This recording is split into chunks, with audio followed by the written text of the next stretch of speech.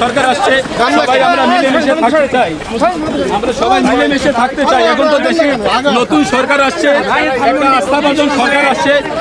আপনারা সমাজবিজ্ঞান বিভাগের অধ্যাপক, আমি সমাজবিজ্ঞান একটু বলেন তো কেন আসছিলেন? আমি জাতির পিতা বঙ্গবন্ধু শেখ মুজিবুর রহমানের শ্রদ্ধা নিবেদন করতে আসি।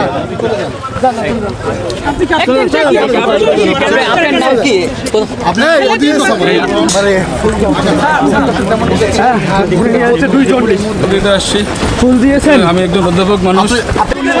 এখন নতুন সরকার আসছে, সবাই আমরা মিলেমিশে থাকতে চাই।